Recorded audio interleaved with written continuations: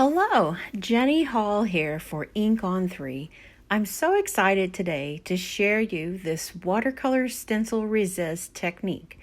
I'm using a really pretty stencil called the Pondy stencil from Ink on 3 and the Fox and Bunny stamp set. So let's get started on the background technique. This is a piece of watercolor paper cut to 4 1/4 by 5 1/2. We will cut it down later. And I'm taking some of the Atelier ink pads that are really concentrated ink and swiping them directly onto that watercolor paper. You could use ink refills to just drip it on if you like, but I like to do this technique with my stamp pad because I can get some really unique looks. Now, using the blunt end of a paintbrush or any kind of a tool you like to hold your paper down, allow it to mix around with some water and spray it as much as you like.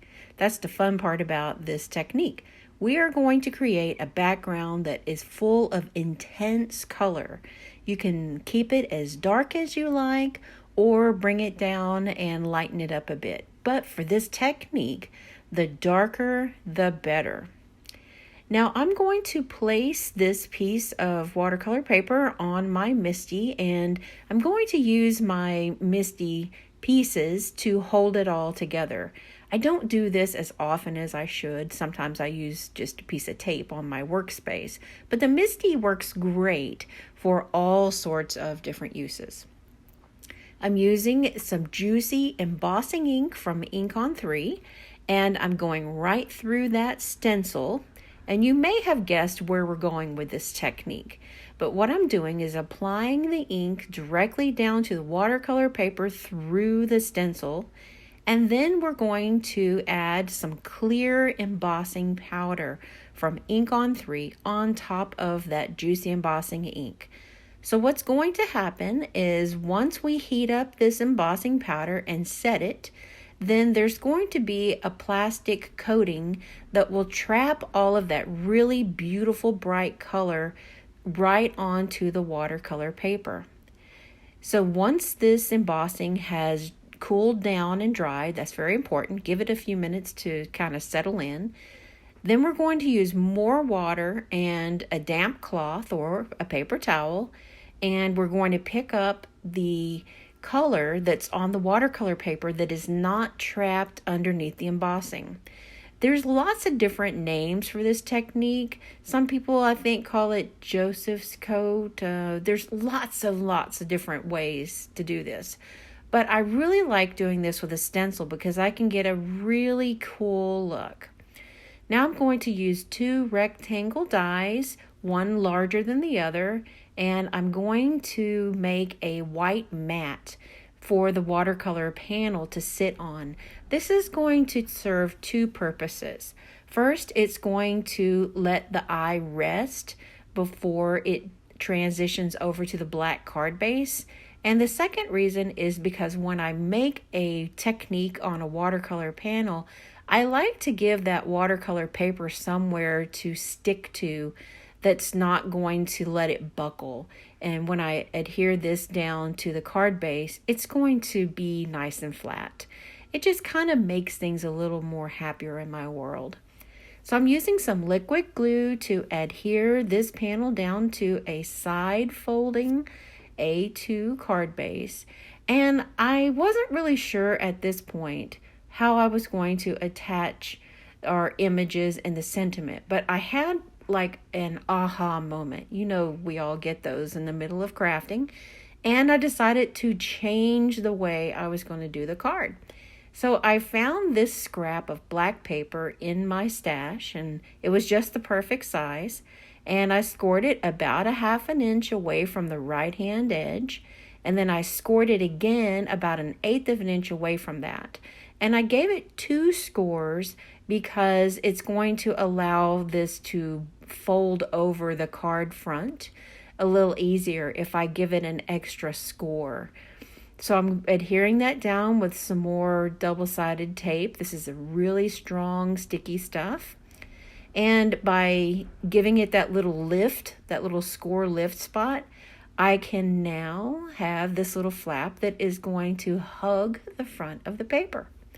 So the reason I thought about that was I kept looking at my sentiment and the stamp, and I thought, it would be really cool if I could make it feel like someone was getting a hug, because the sentiment is going to be sending hugs.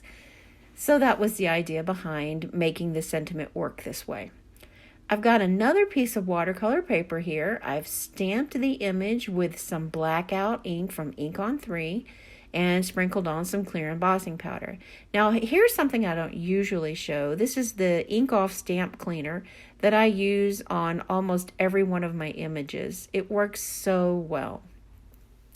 Once that is heat set, the embossing powder, then I am going to do some really easy watercoloring. And I almost always keep some Atelier ink refills dripped into my porcelain palette. This is something that is really handy for me because the ink refills from Ink on 3 work as the same as liquid watercolor. Some people call it liquid watercolor. And I tell you what, it's just really easy to work with. So that's why I'm not showing me dripping in the ink refills, because they're already there. They're always in my palette nowadays. So I'm just using a couple of colors on each one of the images. The fox has a yellow base, and then I added orange and then red around the edges. And the little bunny has a purple base. Well, first I added white and then purple and then blue into the shadow areas. And I added little pink cheeks for both of them. Super, super simple. I do not have coordinating dies for this stamp set, but that's okay. I have no problem fussing cutting. And so I fussy cut the images. And then I decided to take another detour. And I made my decision that I was going to have the sentiment be on that little hug flap. I wanted to do it on a different part of the card and just put little sentiment strips, but I couldn't get away from the idea that I really needed it to be on this black flap. I didn't make that decision before I attached it to the card base, but it worked out okay. By using the heat tool under and over the paper on both sides, I kept it from warping, so it worked out. Last minute craft changes, it just, sometimes they work out and sometimes they don't. And this one did work out. I'm really thankful for that. Here is some double-sided foam tape that I used to attach these sweet little images.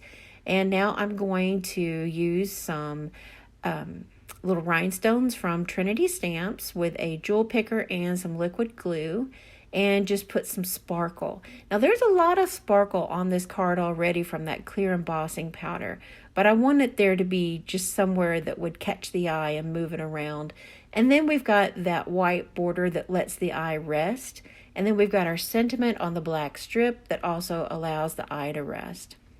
Because I have a exposed flap on the inside of the card where I adhered that little hug portion wrap around, then I'm going ahead and adding in a white panel to cover that up. And then I couldn't resist using that little image that it's just, there's two sizes and it's just perfect. Thanks for joining us at the Ink on 3 YouTube channel, and we encourage you to come back and visit more by clicking the subscribe button and ringing the bell to be notified for another video. Thanks for watching today.